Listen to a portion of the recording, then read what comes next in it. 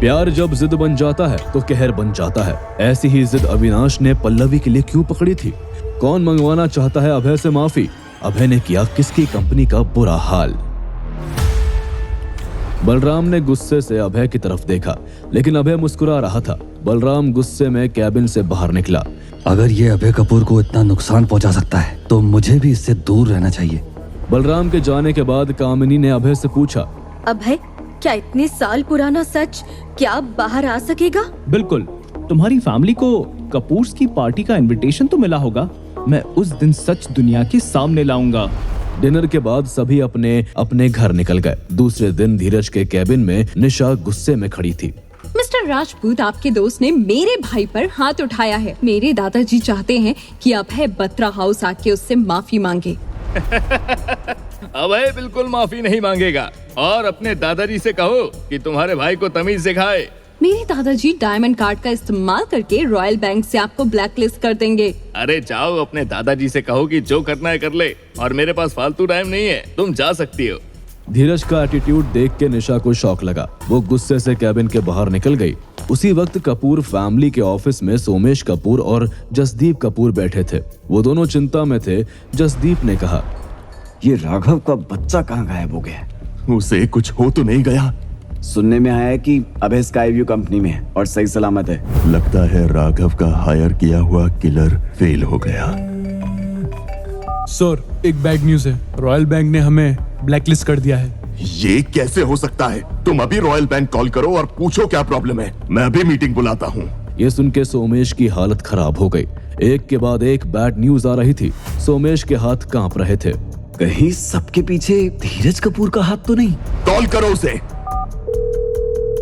Hello Jasdeep Kapoor, अरे I am busy, जल्दी बात कीजिए। मिस्टर राजपूत, आप हमारे खिलाफ क्यों हुए? क्योंकि मुझे मजा आ रहा है ये गेम खेलने में। मैं आपसे अभी मिलता हूँ। मिलने की कोई जरूरत नहीं है, बर्बाद होने के लिए तैयार हो जाओ। ये कह के धीरज राजपूत ने फोन कट कर दिया। जसदीप और सोमेश की हालत और बुरी हो गई।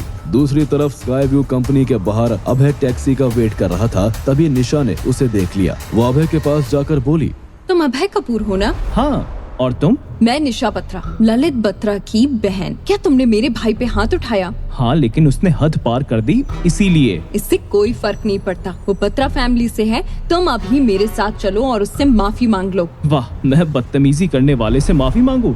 बिल्कुल नहीं। तभी टैक्सी आ गई। अभय ने टैक्सी में बैठने की कोशिश की, लेकिन निशा ने दरवाजा पकड़ा। तुम मेरे साथ चलोगे या नहीं?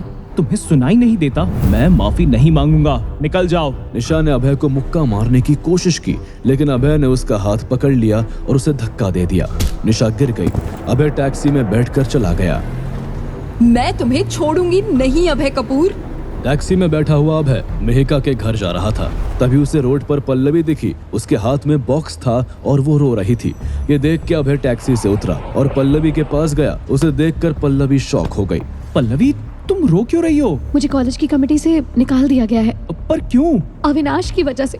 वो हर बार मुझे रिलेशनशिप में आने के लिए कह रहा था। वो कॉलेज में भी पहुंचकर परेशान कर रहा था। कॉलेज में बहुत प्रॉब्लम्स हो गई थी और मुझे निकाल दिया गया। ये अविनाश कितना घटिया आदमी है। तुम ऐसे आदमी के साथ रिलेशन में आई ही क्यों? मेरा कजन उसकी कंपनी में काम करता था। मैं उससे मिलने गई थी। अविनाश ने मुझे देखा और मेरा नंबर ले लिया। मेरे घर वालों ने भी मुझे उससे दोस्ती करने के लिए फोर्स किया, लेकिन कुछ दिन बाद उसकी सच्चाई सामने आई। तब मैंने रिश्ता तोड़ दिया। ये सुन के अभय को बहुत बुरा लगा। पल्लवी पहले उसे अच्छी लड़की नहीं लगती थी, लेकिन अब वो उसकी मजबूरी समझ चुका था।